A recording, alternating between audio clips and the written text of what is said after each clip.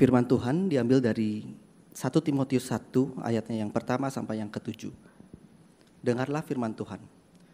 Dari Paulus, Rasul Kristus Yesus menurut perintah Allah, Juru Selamat kita, dan Kristus Yesus dasar pengharapan kita. Kepada Timotius, anakku yang sah di dalam iman, kasih karunia, rahmat dan damai sejahtera dari Allah Bapa dan Kristus Yesus, Tuhan kita menyertai engkau.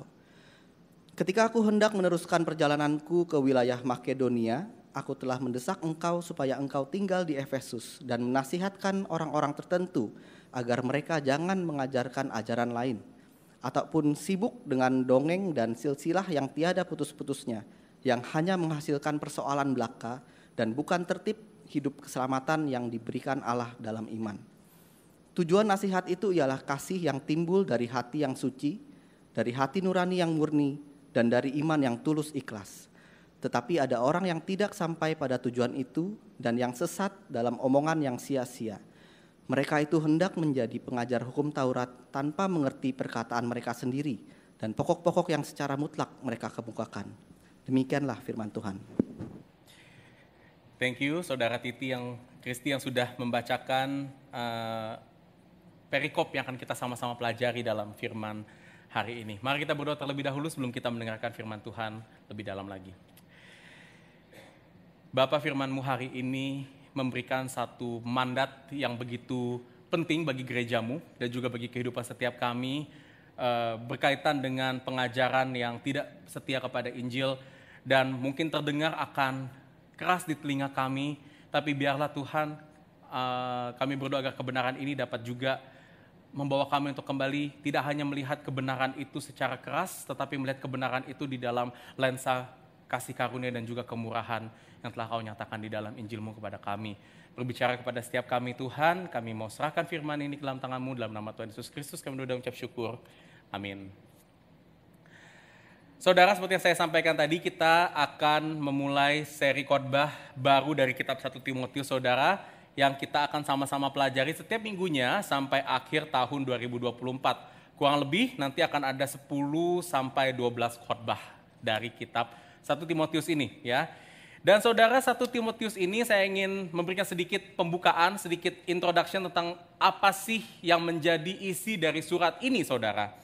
Surat 1 Timotius ini tergolong sebagai surat pastoral atau bahasa Inggrisnya pastoral epistles di dalam Alkitab kita. Karena surat ini, saudara, berasal dari seorang rasul, yaitu Rasul Paulus, ditujukan kepada, utamanya kepada pribadi, yaitu di sini dalam hal ini adalah Timotius, yang di sini berisikan mandat bagi Timotius untuk memimpin gereja Tuhan dengan hikmat dan kasih yang berpusat kepada iman di dalam Kristus. Saudara, surat pastoral di Alkitab itu ada 3, ya, di dalam perjanjian baru kita. 2 itu ditujukan kepada Timotius secara khusus, yaitu kitab 1 dan 2 Timotius, serta satu lagi adalah kitab Titus. Nah, pertanyaan bagi kita semua, saudara, kalau surat pastoral ini ditujukan untuk Timotius, Titus yang memang ditugaskan untuk memimpin gereja, menjadi penatua, menjadi pastor di dalam gerejanya masing-masing, kenapa kok kita sekarang orang Kristen yang bukan pastor, bukan penatua, juga kita perlu mempelajari surat-surat ini? Meskipun saudara, surat pastoral seperti 1 Timotius ini kesannya seperti surat pastoral, surat yang personal, tetapi saudara, Paulus sebetulnya menghendaki agar surat-surat pastoral ini juga dibacakan kepada jemaat yang sifatnya publik.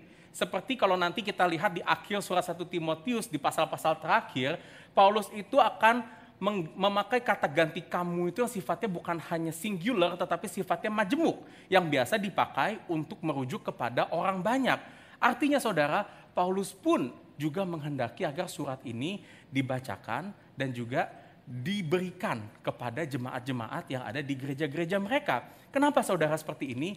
Karena Paulus di sini ingin menyatakan bahwa untuk memiliki kehidupan gereja yang sehat itu bukan hanya tanggung jawab pastor, itu bukan hanya tanggung jawab beberapa pemimpin atau pengurus gereja semata, tetapi untuk memiliki gereja yang sehat itu adalah tanggung jawab dari semua anggota gereja lokal.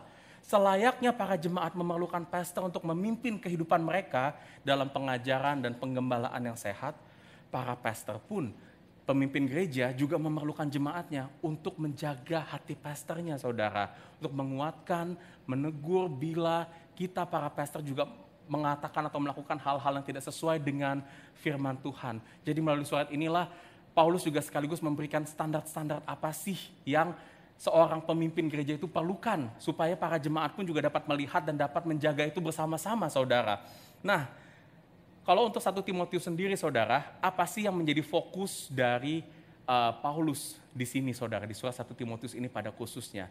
Kalau saudara perhatikan di ayat ketiga, Paulus di situ dikatakan menyuruh Timotius itu untuk tinggal di kota Efesus supaya kenapa? Timotius itu bisa memimpin gereja yang ada di sana. Paulus dan Timotius, saudara, kemungkinan besar backgroundnya di sini adalah mereka tadinya bersama-sama ada di kota Efesus. Ini bagian dari perjalanan misinya Paulus. Jadi Paulus ada perjalanan misi, dia mengajak Timotius, mereka sampai ke kota Efesus, melayani di sana, bahkan merintis gereja di sana.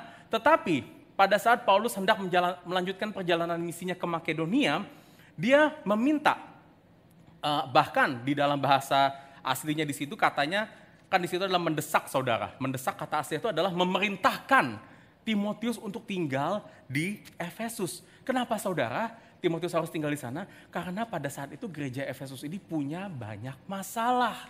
Baik itu masalahnya ada tentang gaya hidup jemaat yang tidak mencerminkan dirinya sebagai umat-umat Tuhan, masalah kepemimpinan gereja yang gak menjadi teladan, sampai ada masalah orang-orang yang memakai otoritas mereka disalahgunakan supaya apa? Gereja itu bisa mengambil keuntungan dari jemaat-jemaat di sana.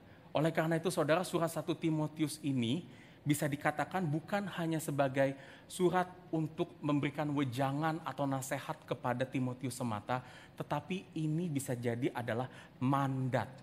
Dan mandat ini, saudara, dipercaya bukan hanya dari Paulus kepada Timotius semata, tetapi dari Tuhan untuk Timotius dan terlebih lagi kepada gereja di Efesus. Itulah kenapa kalau kita lihat di ayat 1, Paulus memperkenalkan dirinya sebagai Rasul Yesus Kristus untuk menyatakan bahwa otoritas dalam dia memberitakan surat ini, kata-kata yang ada di dalam surat ini, itu bukan semata-mata kata-kata dari Paulus, tapi kata-kata dari Tuhan Yesus, kepala gereja bagi jemaat-jemaatnya. Dan di awal surat 1 Timotius ini, tanpa basa-basi, saudara, Paulus langsung masuk kepada masalah utama di dalam gereja Efesus, yaitu tentang masalah pengajaran yang sesat. Paulus percaya, saudara, kenapa? Karena semua masalah yang tadi saya sebutkan yang ada di dalam gereja Efesus itu timbul karena pengajaran sesat yang telah menyebar dalam gereja Efesus. Dan kenapa, saudara, penting bagi Paulus untuk menyatakan tentang pengajaran yang sesat ini buat gereja Efesus dan juga buat gereja kita sekarang, buat GPC, saudara. Karena pengajaran itu sangat vital untuk kehidupan, stabilitas, dan kesehatan suatu gereja. Paulus mengatakan di surat Efesus bahwa di surat Efesus, di kitab Efesus, saudara, bahwa gereja itu didirikan atas fondasi pengajaran para nabi dan para rasul. Sehingga, saudara, jatuh bangunnya suatu gereja itu terletak pada apakah gereja itu mengajarkan ajaran yang sehat atau tidak.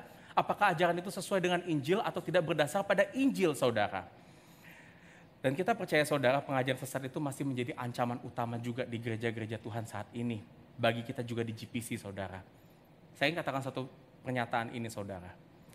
Gereja mungkin akan jatuh karena adanya konflik, masalah-masalah seperti masalah finansial, ataupun persekusi dari luar. Mungkin gereja akan jatuh karena masalah-masalah itu, saudara. Tapi saya ingin katakan, gereja pasti akan jatuh kalau pengajarannya itu tidak lagi sehat dan dipimpin oleh pemimpin-pemimpin yang tidak lagi memberitakan Injil dengan setia. So, apa yang akan kita dengarkan hari ini, saudara, adalah sangat vital bagi gereja pada umumnya dan terutama bagi gereja kita bersama-sama di GPC. Dan kita akan melihat dari 1 Timotius 1 ayat 1 sampai 7, 3 hal tentang pengajaran sesat yang akan kita lihat. Pertama, bagaimana pengajaran sesat itu dinyatakan. Kedua, tentang bahaya yang ditimbulkan pengajaran sesat. Dan yang ketiga, motivasi hati yang benar untuk melawan semua pengajaran sesat. Dan mari bersama-sama kita simak ketiga poin ini secara dekat dari perikop yang tadi sudah kita baca bersama-sama. Jangan tutup Alkitab, saudara, jangan tutup liturgi, saudara, karena saya akan merujuk setiap poin-poin ini dengan dekat kepada firman Tuhan yang kita akan pelajari bersama. Mari kita masuk ke poin yang pertama, bagaimana pengajaran sesat itu dinyatakan. Saudara, saya ingin bertanya pertama-tama, seperti apa sebenarnya pengajaran sesat yang saat ini berada di dalam gereja kita? Nah, saudara, kalau kita lihat perintah utama Paulus kepada Timotius di ayat 3, di situ Paulus katakan di ayat 3, aku mendesak supaya engkau tinggal di Efesus dan menasehatkan orang-orang tertentu agar mereka jangan mengajarkan ajaran yang lain. Ada dua hal yang saya ingin sampaikan dari satu ayat ini, saudara, ayat yang ketiga ini. Pertama, Paulus di sini berkata bahwa pengajaran sesat ini datangnya dari orang-orang tertentu. Yang lebih jelasnya di ayat 7 nanti kita lihat orang-orang tertentu ini sebagai orang-orang yang menjadi pengajar hukum Taurat. Dan ini, saudara, di gereja Efesus ini, Paulus sebenarnya merujuk kepada para pemimpin atau penatua yang ada di dalam gereja Efesus itu sendiri.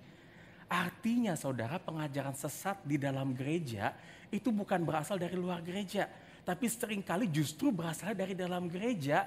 Dan ini ironisnya, datang dari orang-orang yang seharusnya mengajarkan hukum Taurat, firman Tuhan, yaitu para pendeta dan para pastor-pastor di dalam gereja, saudara. Jadi, saudara, para penatua di gereja Efesus ini, mereka tuh tidak serta-merta menolak firman Tuhan. Mereka tetap berkhotbah, mungkin mereka tetap mengutip ayat-ayat Alkitab, pakai cerita-cerita dari perjanjian lama, mengutip Mazmur, ucapan para nabi di perjanjian lama, karena pada saat itu Alkitab yang sudah selesai adalah perjanjian lama di masa itu, saudara. Bahkan nanti di ayat 4 disinggung ada tentang silsilah yang juga merupakan silsilah-silsilah yang ditulis di perjanjian lama. Mereka adalah orang yang menguasai, tahu isi Alkitab itu seperti apa. Dan mereka mungkin juga, saudara, masih tetap percaya kepada Kristus. Kalau saudara tanya kepada mereka, mereka agree, setuju. Kalau Yesus itu adalah juru selamat yang mati buat dosa-dosa kita, dia setuju, saudara. Sehingga, saudara, apa yang terjadi di Efesus ini, pengajaran sesat itu seringkali tidak dapat dideteksi dengan mudah. Seolah-olah seperti menyelinap masuk ke dalam gereja. Namun hal yang kedua dari ayat ini yang Paulus ingin sampaikan kepada Timotius untuk memperingatkan agar mereka-mereka ini tidak mengajarkan pengajaran yang lain. Dalam bahasa aslinya pengajaran yang lain ini adalah heterodidaskale atau pengajaran yang beragam. Artinya, saudara, Paulus menegaskan sekali lagi bahwa tidak semua ajaran yang mengutip ayat Alkitab, ajaran yang memakai cerita Alkitab, ajaran yang membawa nama Yesus itu adalah pasti pengajaran yang benar. Karena kalau kita maju sedikit nanti di ayat 11, 1 Timotius 1 ayat 11, yang ada di perikop kita hari ini, saudara, Paulus mengatakan bahwa ajaran yang sehat itu ajaran yang berdasarkan pada Injil. Akan tetapi, saudara, pengajaran yang sesat, yang tidak sehat ini seringkali itu berfokus kepada hal-hal yang lain selain daripada Injil. Dan akibatnya, saudara, Paulus mengatakan bahwa pengajaran yang tidak berdasarkan Injil itu hanya seperti dongeng di ayat 4. Atau seperti mitos, silsilah yang tidak ada habis-habisnya, hanya akan menghasilkan persoalan belaka. Dalam bahasa saya, persoalan belaka ini bisa diterjemahkan juga sebagai spekulasi. Percakapan yang sia-sia di ayat 6 tidak memiliki dasar yang jelas. Yang ujung-ujungnya pengajaran sesat ini hanya akan membingungkan kita saja, saudara. Sehingga, saudara, kalau kita mau tahu satu pengajaran itu baik atau tidak, itu bukan terletak, saudara, kita lihat apakah orang itu pakai ayat Alkitab atau enggak. Apakah orang itu secara belak-belakan menyangkal Tuhan atau tidak. Tetapi kalau kita melihat ajaran itu adalah ajaran yang sehat atau tidak, kita bisa melihat apakah dia mengabarkan Injil dari cerita Alkitab, dari Mazmur-Mazmur, ucapan-ucapan Nabi, ayat-ayat Alkitab yang dia sampaikan saat dia mengajar, saat dia berkhotbah. Yesus sendiri, saudara, berkata di Lukas 24 ayat 44 sampai 45, dia berkata bahwa segala yang ditulis di dalam Alkitab, saudara, itu berbicara tentang Kristus dan karya penebusannya. Jadi, saudara, saya kasih contoh. Misalnya kalau kita melihat kisah Daud mengalahkan Goliat di perjanjian lama. Dan kalau kita berpikir kisah Daud dan Goliat itu memberikan kita pengajaran bahwa kisah ini berkata meskipun kita itu kecil dan lemah seperti Daud, tapi kalau kita percaya kepada Tuhan, maka kita dapat mengalahkan kekuatan yang besar seperti Goliat, yaitu masalah-masalah besar dalam kehidupan kita. Dan saya ingin katakan saudara, kalau kita berpikir kisah Daud dan Goliat seperti ini, kita seperti Daud yang kecil, kalau kita percaya sama Tuhan, kita dapat mengalahkan masalah-masalah besar, masalah keuangan kita, masalah sakit penyakit kita, masalah konflik kita dengan orang-orang di luar sana. Ini bukan pengajaran yang berdasarkan pada Injil. Namun saudara, kalau kita lihat kisah Daud dan Goliat berdasarkan Injil, kita akan melihat bahwa Daud itu sebetulnya adalah penggambaran dari Yesus. Daud yang mengalahkan Goliat, yang menjadi penggambaran dari dosa-dosa kita, itu supaya kenapa saudara? Supaya kita di situ saudara memperoleh kemenangan dari kemenangannya Yesus gitu. Kemenangannya Daud itu menjadi kemenangan bangsa Israel dan itu menjadi kemenangan kita semua saudara. Dan kalau kita melihat kisah Daud dan Goliat melalui kacamata Injil, kita akan melihat di sini bahwa Yesus adalah juru selamat yang telah menang atas dosa-dosa kita, sehingga kita yang berada di dalam Kristus itu menjadi umat-umat pemenang atas dosa-dosa kita. Paham saudara ya? Serupa, tetapi isinya, artinya sebenarnya jauh berbeda di sini. Nah pertanyaannya saudara, kenapa pengajaran-pengajaran sesat ini bisa masuk bahkan sampai diterima oleh orang-orang Kristen di dalam gereja? Kenapa saudara? Karena pengajaran sesat ini seringkali memiliki daya tarik khusus bagi kita. Seperti apa contohnya saudara daya tarik khusus yang diberikan oleh pengajaran-pengajaran sesat ini? Saya akan memberikan 2 contoh yang menjadi isu di dalam kitab 1 Timotius ini. Apa yang terjadi di sini saudara? Misalnya nanti di 1 Timotius pasal 4. Paulus di situ menyinggung tentang adanya orang-orang di gereja Efesus yang mereka tuh nggak mau lagi menikah. Karena kenapa? Mereka pikir kalau nanti mereka menikah, mereka punya anak, mereka itu bisa jatuh ke dalam dosa karena mereka punya anak. Kenapa mereka bisa berpikir seperti ini saudara? Karena mereka mendapatkan pengajaran dari kisah Adam dan Hawa. Kalau kita perhatikan Adam dan Hawa, mereka jatuh ke dalam dosa di pasal ketiga dan di pasal keempat, mereka dikatakan memiliki anak, Kain dan Habel saudara. Dan di situ mereka menyimpulkan, oh kalau begitu punya anak itu terjadi karena dosa. Jadi biar saya nggak jatuh ke dalam dosa, saya nggak mau punya anak deh. Itu saudara salah satu yang terjadi di 1 Timotius. Atau di 1 Timotius pasal ke-6, Paulus di situ nanti mau mengingatkan kepada janda-janda muda untuk tidak berpakaian senonoh di dalam gereja. Kenapa saudara? Pada saat itu banyak janda-janda di gereja Efesus dan mereka berpakaian dengan tidak lazim, dengan tujuan agar mereka dapat menarik perhatian para pria-pria di dalam gereja untuk mengambil mereka sebagai istri. Dan kenapa mereka lakukan ini saudara? Kemungkinan mereka mendasarkan kepada kisah Tamar di Kejadian pasal 38. Di situ dikatakan Tamar juga berpakaian seperti seorang pelacur untuk menggoda Yehuda agar dia mau berhubungan intim dengannya. Dan meskipun ini adalah hubungan yang tidak lazim, hubungan yang tidak baik saudara, tetapi akhirnya Yehuda memiliki keturunan yang bernama Peres. Dan Peres ini akhirnya melanjutkan garis keturunan raja-raja Israel sampai akhirnya merujuk kepada Kristus. Dan mereka berpikir, oh iya kalau Tamar aja bisa kayak begitu, saya pun juga boleh dong kayak begitu. Nah saudara, pengajaran-pengajaran yang tidak sehat ini bermunculan di gereja-gereja saat ini dengan karakteristik yang sempurna saudara. Dibawakan oleh pendeta yang berkhotbah dengan berkarisma, pakai ayat-ayat Alkitab, dan seringkali saudara, pengajaran-pengajaran ini kedengarannya enak, kedengarannya aplikatif, kedengarannya solutif di dalam kehidupan kita. Saya baru mendengar saudara ada satu kisah nyata. Ini dari satu pasangan suami istri yang mereka itu tadinya mau bercerai. Suami istri ini katanya udah konseling sana sini, sudah coba cari pertolongan di sana sini, tapi mereka nggak ketemu solusi dari hubungan mereka. Sehingga tadinya mereka memutusin udah deh cerai aja gitu. Sampai satu waktu saudara, mereka pergi ke kebaktian hari Minggu di suatu gereja dan pengkhotbahnya mendorong di dalam khotbahnya itu bilang begini, kamu harus mengampuni pasanganmu, ampuni istrimu, ampuni suamimu. Bagus ya saudara ya. Firman Tuhan itu kan untuk kita mengampuni sesama kita. Kedengarannya oke sampai sini. Tapi setelah itu dia teruskan begini. Karena kalau kita tidak mengampuni, Tuhan tidak akan memberikan berkat ke dalam kehidupan kalian. Pengkhotbahnya ngomong begitu setelah itu saudara. Akhirnya apa yang terjadi setelah dengar khotbah ini, suami istri ini gak jadi cerai. Mereka kenapa? Karena mereka takut kalau nanti mereka cerai, Tuhan gak mau lagi berkatin hidup mereka. Mereka pikir nanti kalau cerai, gimana nanti kerjaan mereka turun. Bisnis mereka jadi terhambat. Mereka jadi miskin karena Tuhan gak lagi mau memberkati mereka, saudara.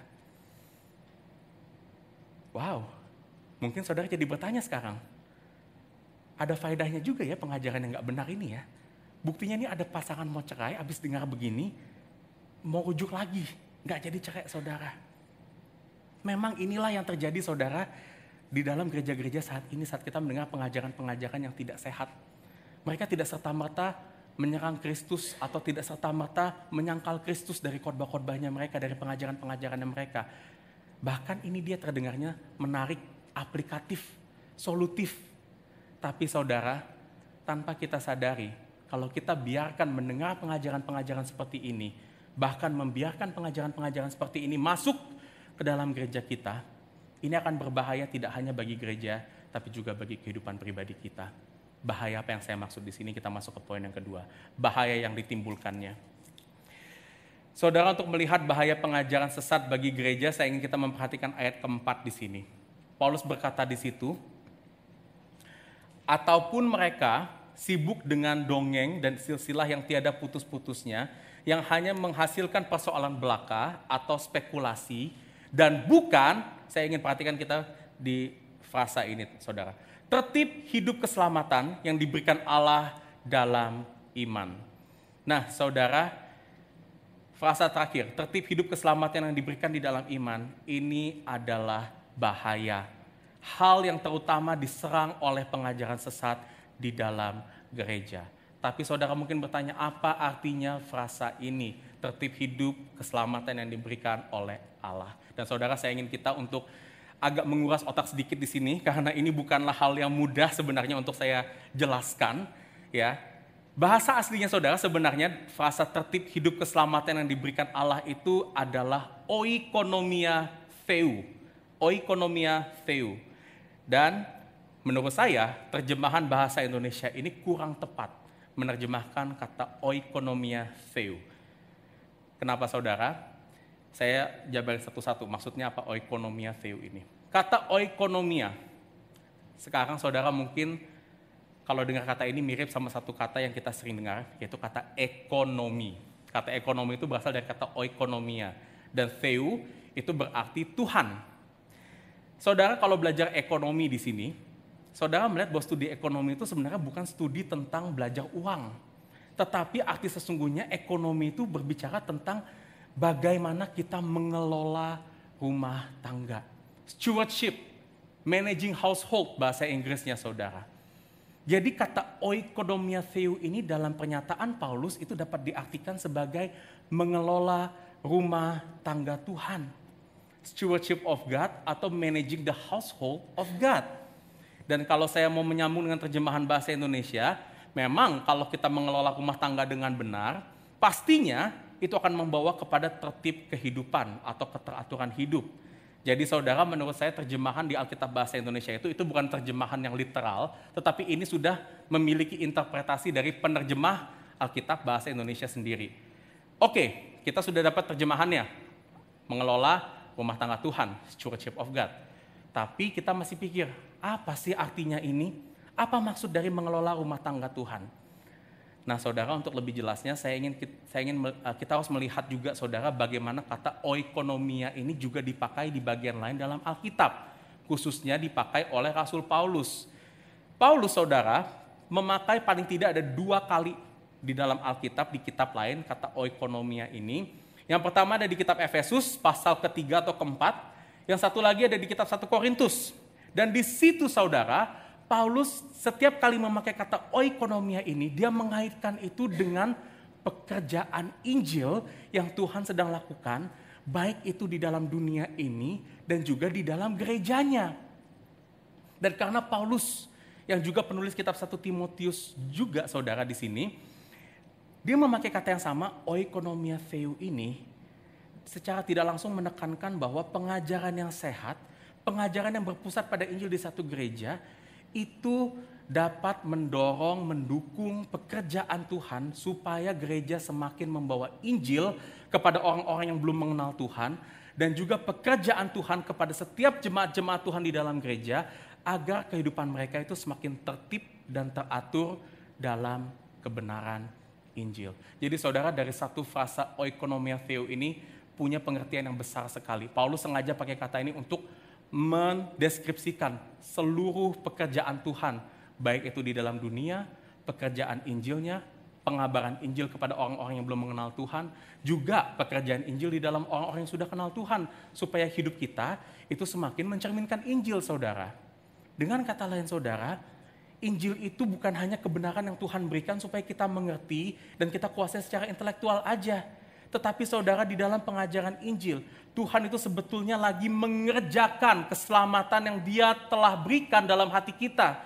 Dengan Dia menguduskan hati kita, menyadarkan kesalahan kita, membawa kita pada pertobatan, memberikan kita kekuatan, kebijaksanaan untuk hidup dalam kebenaran, menumbuhkan kasih kepada satu sama lain. Itu semua adalah pekerjaan Injil, dan itu pekerjaan Injil yang masih bekerja dalam hidup kita sekarang, orang-orang yang telah menerima dan mengenal Tuhan.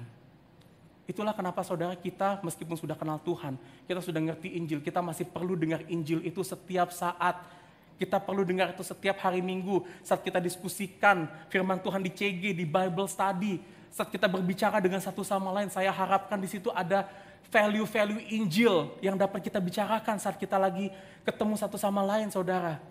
Karena melalui Injil lah, saudara, Tuhan itu mengkalibrasi hati kita.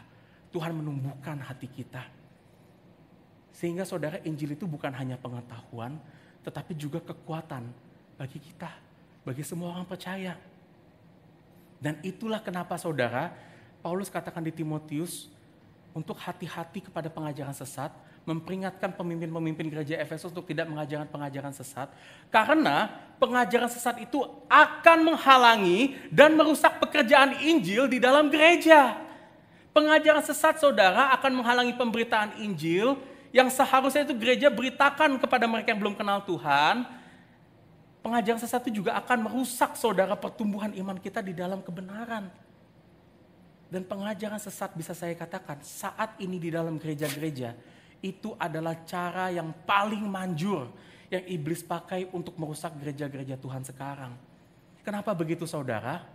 Karena saudara, pekerjaan iblis untuk melemahkan gereja, terutama gereja-gereja di kota besar saat ini yang seperti di Jakarta, itu bukan dengan cara diserang secara verbal atau dipersekusi, dihalang-halangi untuk beribadah. Memang kita masih dengar banyak gereja di Indonesia mengalami persekusi-persekusi seperti itu. Namun seringkali saudara, iblis itu justru biarinlah orang-orang datang ke gereja. Komunitas dia gak apa-apa di gereja, pelayanan di gereja. Tetapi satu hal, iblis dengan kekuatannya akan mencoba berbagai cara, berusaha berbagai cara supaya Injil tidak ada di dalam gereja-gereja. Injil seolah dibuat jadi nggak menarik, nggak relevan, nggak berbobot lagi bagi jemaat-jemaat yang hadir. Apalagi mungkin kita saudara bisa melihat ada kok gereja-gereja yang sukses, pertumbuhan jemaatnya luar biasa di gereja-gereja luar sana yang tidak mengajarkan Injil yang sehat. Dan apa yang terjadi saudara jika pengajaran Injil yang sehat ini mulai ditinggalkan? Ini akan bahaya sekali bagi gereja saudara. Karena tanpa Injil saudara, gereja nggak lagi akan menyatakan dosa sebagai masalah utama dalam hati manusia. Mungkin gereja akan mengangkat masalah-masalah dunia ini, masalah finansial, masalah keluarga, masalah penyakit, masalah jodoh. Tapi bukan masalah dosa saudara. Dan kenapa ini penting saudara? Masalah finansial, masalah keluarga, masalah jodoh, penyakit, itu mungkin tidak akan membawa kita kepada kematian. Tapi masalah dosa itu pasti akan membawa kita pada kematian, saudara. Dan tanpa Injil, karena dosa tidak lagi diberitakan, gereja tidak lagi bisa melihat Tuhan sebagai Tuhan yang mati untuk menebus dosa-dosa kita, memberikan kita kehidupan yang baru. Gereja hanya akan memberitakan Tuhan yang dapat mengabulkan seluruh keinginan kita, menyelesaikan masalah finansial kita, memberikan kita kesembuhan dari sakit penyakit, memberikan kita resolusi bagi kita yang berkonflik mungkin saudara.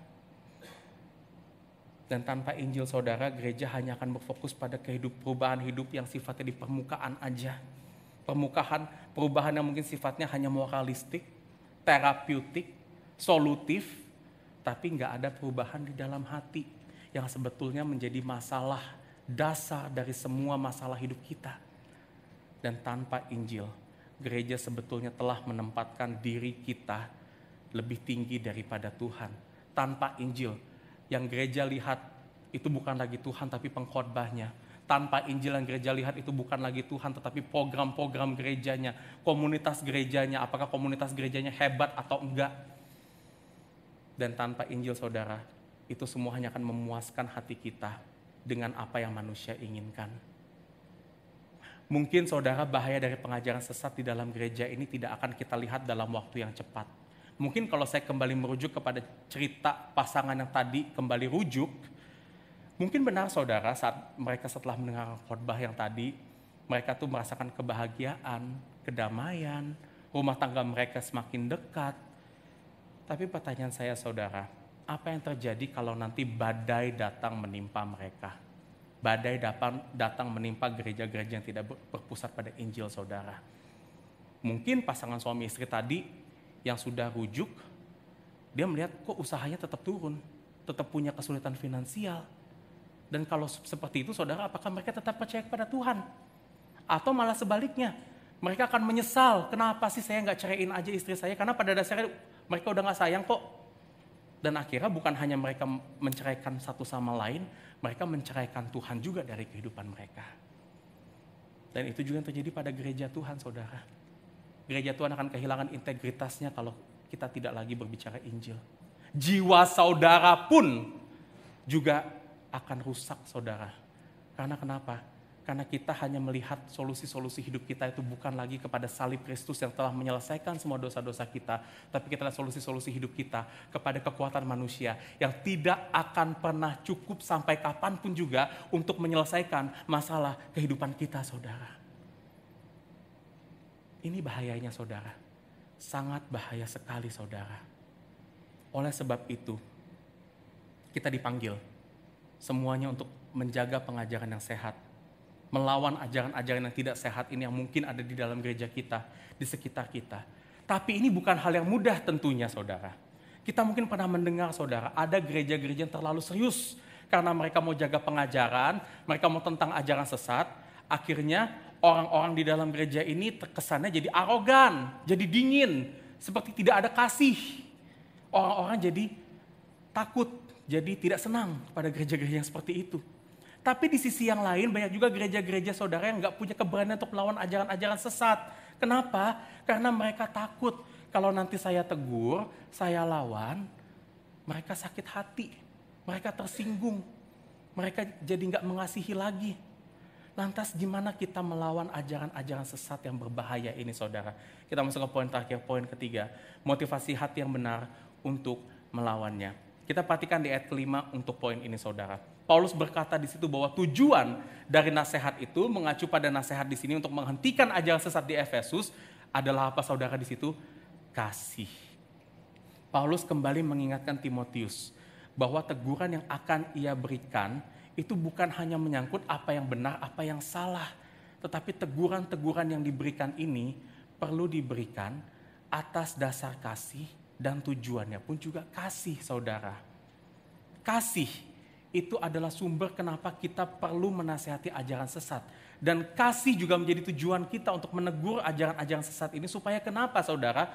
Supaya kita semua itu dapat kembali mengalami kasih Kristus melalui Injil yang diberitakan dengan setia di dalam gereja-gereja Tuhan. Tapi mungkin saudara bertanya-tanya begini. Bukankah kalau kita menegur orang, itu malah tidak mencerminkan kasih? Nanti gimana kalau udah kita tegur, perasaan orang itu jadi dia gak terima. Dia sakit hati dan relasi kita jadi rusak karena kita tegur, karena teguran pasti kedengarannya keras saudara. Apalagi kita menemukan bahwa orang yang sebenarnya mengajarkan ajaran sesat itu gak sadar kalau dia memberikan pengajaran yang sesat. Mungkin dia mengajarkan ajaran sesat tapi hatinya tulus saudara. Dia mungkin tidak sadar kalau itu adalah ajaran-ajaran yang sesat. Dan itu adalah ajaran yang dia sudah pegang dari dulu banget. Jadi sudah mendarah daging. Jadi kalau kita tegur begitu saja, bisa saja saudara ini menimbulkan sakit hati yang sangat dalam. Nah saudara, kenapa kita takut seringkali untuk menegur saudara? Karena saudara, karena konsep kasih yang kita pikirkan itu adalah konsep kasih dunia. Dunia, terutama di zaman postmodern saat ini, itu seringkali memisahkan saudara antara konsep kasih dan kebenaran. Di mana saudara, kita itu berpikir kalau kita mau mengasihi, itu artinya kita harus menerima orang apa adanya dong. Nggak peduli orang itu benar atau salah, yang penting kita terima. Kita toleransi dengan mereka. Apalagi di zaman sekarang kita berpikir saudara bahwa kebenaran itu sifatnya relatif. Nggak ada yang mutlak. Apa yang baik buat saya itu belum tentu baik buat kamu. Karena itu saudara kira muncul kesimpulan, jangan merasa diri benar deh dari orang lain. Harus toleransi. Jangan sampai jadi konflik karena kita mau adu kebenaran. Karena kebenaran itu again, sifatnya masing-masing kok. Nah ini pandangan atau worldview yang seringkali kita bawa dan tanpa kita sadari membuat kita tuh enggan menasehati apalagi menegur kalau ada kesalahan. Apalagi jika itu adalah pengajaran sesat saudara. Namun firman Tuhan berkata di sini saudara, bahwa kasih dan kebenaran itu dua hal yang tidak dapat dipisahkan. Kasih yang sejati itu dinyatakan dalam kebenaran, dan kebenaran yang sejati itu dinyatakan karena kasih. Itu dia di ayat 5, Paulus tidak hanya menyebutkan bahwa kita harus menasehati dengan tujuan kasih, tapi dengan kasih yang seperti apa saudara. Paulus katakan di statementnya lebih lanjut, bahwa kasih yang dinyatakan ini adalah kasih yang timbul dari hati yang suci. Artinya apa saudara? Kasih yang dinyatakan adalah kasih yang timbul dari hati yang telah dibersihkan dari dosa. Dan dari hati yang suci ini muncul apa di situ? Hati nurani yang murni. Bahasa Inggrisnya adalah good conscience, kesadaran untuk berperilaku atau bertindak yang benar dalam arti sebenarnya. Dan semua ini berdasar dari iman yang tulus ikhlas. Iman tulus ikhlas ini berbicara tentang kehidupan yang tidak munafik, kehidupan di dalam iman yang trust sepenuhnya kepada Tuhan. Nasihat di dalam kasih yang dikatakan Paulus di sini. Ini ibaratnya seperti ini saudara. Orang tua yang harus menghentikan anaknya yang masih kecil saat dia memegang pisau. Kenapa saudara? Orang tua itu perlu menghentikannya karena dia mengasihi anaknya. Dia nggak mau anaknya yang masih belum ngerti bahwa pisau itu berbahaya, itu nanti dapat melukai dirinya saudara. Ini adalah kasih dan kebenaran. Tapi saudara pertanyaannya, kalau misalnya orang tua tersebut tidak menghentikan anaknya memegang pisau, kita bilang karena dia mengasihi anaknya, kesian nanti anaknya kalau nangis, nggak boleh main pisau. Apakah orang tua itu adalah orang tua yang mengasihi? Justru kita bisa bilang itu bukanlah kasih. Orang tua itu tidak menunjukkan kasih kepada anaknya kalau dia membiarkan anaknya tetap main pisau. Pertanyaannya saudara bagi kita, sekarang gimana caranya kita bisa memiliki kasih di dalam hati yang suci, nurani yang murni, iman yang tulus kepada Tuhan. Menyatakan kasih dan kebenaran itu secara bersama-sama. Bagi terutama pengajaran-pengajaran sesat di sekitar kita. Saudara, kita tidak akan bisa memiliki kasih seperti kasih yang dikatakan Paulus di ayat 5 ini kalau kita hanya bergantung pada usaha dan kekuatan kita sendiri. Hati yang suci, nurani yang murni, iman yang tulus, itu hanya dapat kita terima di dalam Tuhan Yesus Kristus yang telah terlebih dahulu mengasihi kita di dalam hati yang suci, yang telah bertindak dengan benar dalam nurani yang murni dan selalu percaya kepada Tuhan yang telah mengutusnya untuk datang ke dalam dunia ini di dalam iman yang tulus. Yesus datang ke dalam dunia ini saudara, mati bagi kita semua, supaya apa saudara? Kita yang dulunya juga adalah orang-orang yang sesat karena dosa, itu dapat kembali melihat kebenaran di dalam kasih. Di atas kayu salib saudara, kita dapat melihat kasih dan kebenaran itu dinyatakan sekaligus kepada kita dengan sempurna. Yesus disalib supaya kebenaran atas dosa-dosa kita dipuaskan di dalam kematiannya. Dan Yesus disalib bukan karena kita layak menerimanya, tapi karena kasih-Nya yang begitu besar kepada kita semuanya. Kasih dan kebenaran di dalam karya penebusan Kristus inilah saudara, yang akan membuat hati kita suci, nurani kita murni, dan punya trust, iman yang tulus kepada Tuhan. Bukan karena kekuatan kita sekali lagi, tapi karena Kristus yang telah mati bagi kita, Kristus yang telah membenarkan kita, Kristus yang mengasihi kita, kini tinggal di dalam hidup kita. Oleh karena itu saat Paulus berkata bahwa tujuan dari menasehati itu adalah kasih, dengan kata lain Paulus itu berkata bahwa tujuan dari menasehati itu adalah Kristus. Paulus mengingatkan Timotius bahwa mereka yang mengajarkan ajaran sesat itu pun juga memerlukan Kristus di dalam hati mereka. Karena Kristus juga mengasihi mereka. Kristus mau supaya mereka yang mengajarkan ajaran sesat itu juga akhirnya mengenal Kristus dengan benar. Bertobat dan akhirnya memberitakan Injil dengan benar, saudara. Dan bagi Timotius dan kita semua dipanggil untuk menasehati.